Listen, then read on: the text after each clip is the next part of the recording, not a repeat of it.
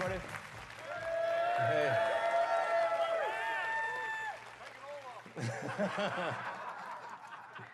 Yeah, no fuzzy jacket this time.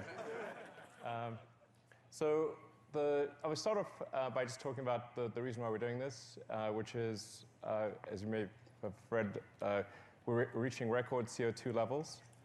Global warming is becoming a serious crisis, and we need to do something about that. But just like with electric cars, where electric cars originally they didn't look good, they had low range, they didn't have good performance, they were like a golf cart, and so people had a real hard time buying electric cars. And I think something similar needs to happen to solar. We really need to make solar panels as appealing as electric cars have become. And the interesting thing is the houses you see around you are all solar houses. I don't know if you know that. Did you notice? Yeah. So we're talking in detail about each of them, but the goal is to have electric or solar roofs that look better than a normal roof, generate electricity, last longer, have better insulation, and actually have an installed cost that is less than a normal roof plus the cost of electricity. So then why would you buy anything else? So we're going to get into the details here. So obviously you saw the chart there. Probably you're familiar with that chart that came from NASA about how we're in vertical climb on CO2 levels. We need to do everything we possibly can to accelerate the transition to sustainable energy. Save us, Elon! So the goal of Tesla, people sometimes think of Tesla as an electric car company, but really the whole purpose of Tesla was to accelerate the advent of sustainable energy. It's not like there was a shortage of car companies in the world. There are plenty of good gasoline car companies, but there weren't good electric cars. That's really what was needed. So there are really three parts to the solution. So we go to what is the future that we want? It consists of a really appealing solar roof, then combine that with storage and with electric cars. So it's an obvious three-part solution. Yeah, three-part solution. Yeah. It's really not that complicated. Now, you need battery packs because the sun does not shine at night. And the point that we're at right now is, in fact, obviously a transition. We're transitioning from day to night. It's dusk. And so what's happening is that the houses are transitioning from the roof generating power to the battery pack, the power wall, producing power. So during the day, you fill up the battery, and then at night, and in dusk and dawn, you use the battery. It's pretty straightforward, really. It's like not that complicated. You just need both. But if you have a great solar roof and you have a battery pack in your house and you have an electric car, that's something that scales worldwide. That you can solve the whole energy equation with that. So yeah. Obviously, next slide, please. So we'd like to introduce the Powerwall 2. This is a big step above the Powerwall 1. It has twice as much energy, more than twice as much power. So it's a 14 kilowatt-hour energy storage, 7 kilowatt power output. And just to put that in basic terms, you can take a 4-bedroom house and you can have you can power your fridge, the sockets, and lights for a day. And if you have solar on your house, you can power it indefinitely. Yeah. So that's just with one.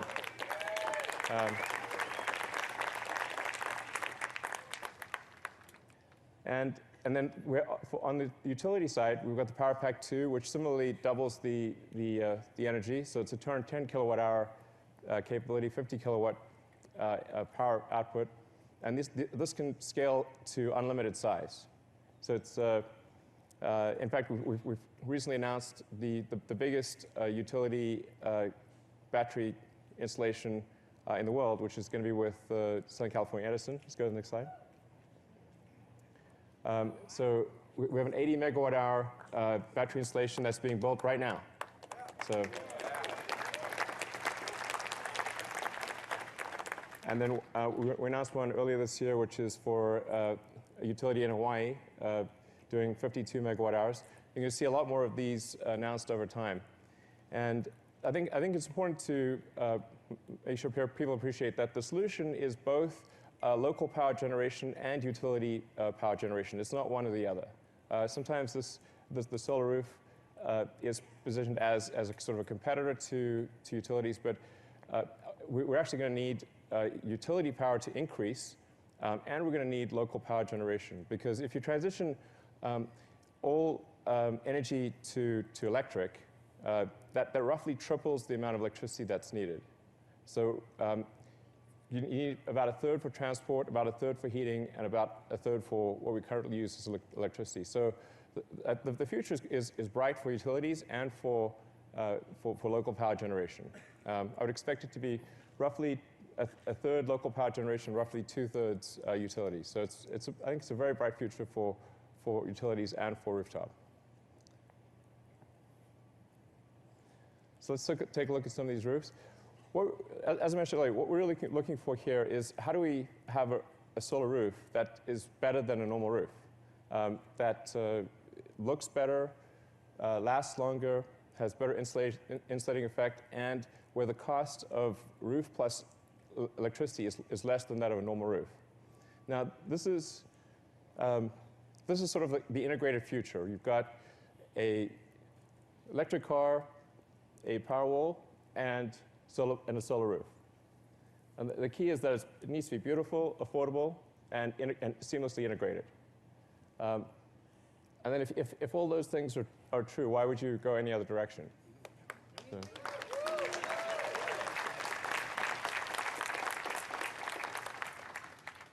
So yeah.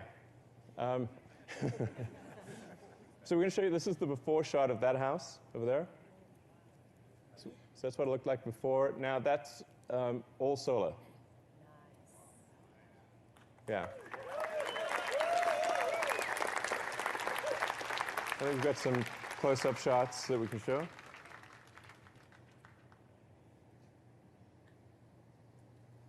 And if you look carefully, you can actually see the solar cells behind the glass.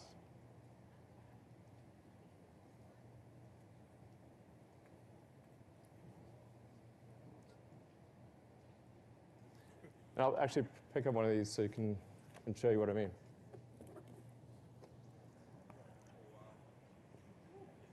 So this is a textured glass tile. If you look carefully, you can see the solar cells. Yeah, you can see that. So we have a malfunction on the LED. Good. So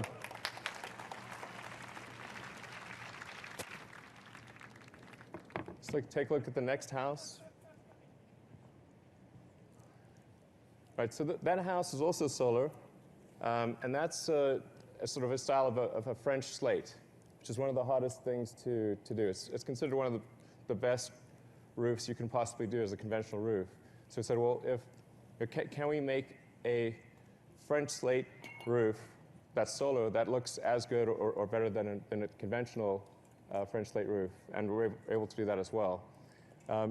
That's done with hydrographic printing. So each tile is unique. So it's the production process itself makes each tile special and unique. It's sort of special snowflake tile. But the nice thing is that no two roofs will be the same.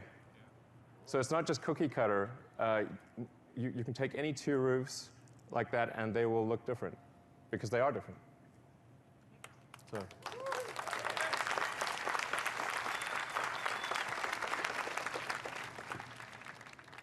This is what the French slate hydrographic looks like. You can see that.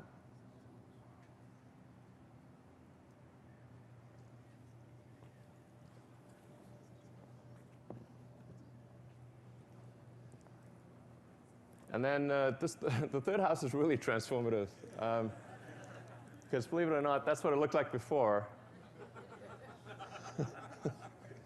So we changed the roof, and it was like, whoa, we put that roof on, we've got to change the house too.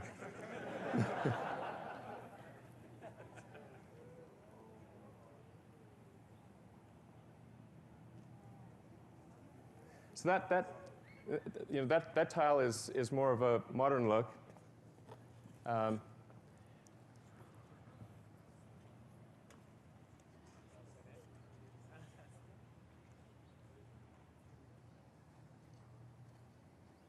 And here you can really see, as the angle changes, that you can see the solar cells. Here we put a film with microlouvers on it so that as the angle changes, it goes from transparent to opaque. So from the vantage point of the street or anywhere near the house, it looks completely opaque. But from the sun, to the sun, it's transparent. So.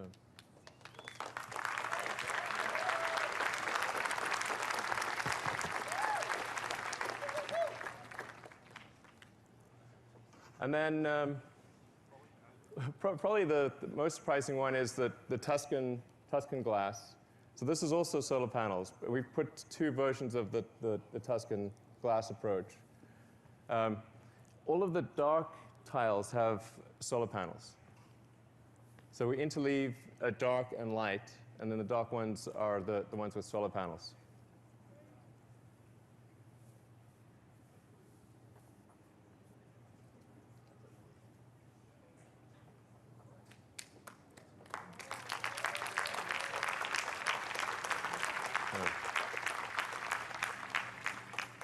Again, you can see that the transparency changes quite a bit. So from the sun's vantage point, which tends to be high angle, you can see the solar cells. But as you change the angle to shallow angle, it reverts to a sort of a orangey color.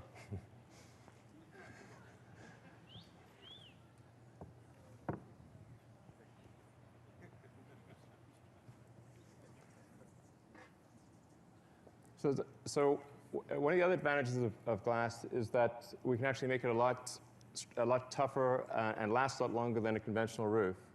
So we just, as a demonstration video, show you what happens if you drop a big weight on a conventional roof tile and one of our glass tiles.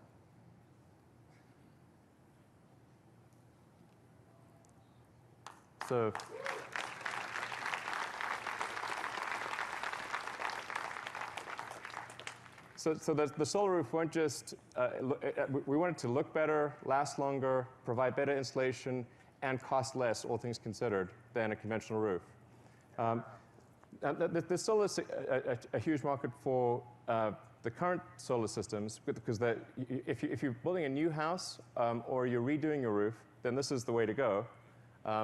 But if you have a new roof, then you'd want to put solar panels on that roof. So there's two very distinct markets, and there's about 4 to 5 million new roofs in the U.S. every year, and I think 20 times that number worldwide. So you can imagine over time, as people replace their roofs with solar roofs, that the whole neighborhood everyone would have solar. Like why wouldn't you? Over time, every house would become a solar house. And it's a neighborhood where the aesthetics actually get better. So where you look around your neighborhood, and that's what you want to have happen. So I mean, the key is really to make solar something desirable, where if you install a solar roof on your house, you're really proud of it. You want to put it on the most prominent part of the house. You want to call your neighbors over and say, check out the sweet roof. It's like not a phrase that you hear often. But that's the key to it. People really care about their homes. They love their homes, and they really want them to be better. And I think taking this approach, it can be. So that's where we're headed, and I hope you agree that's the future we want. Thank you.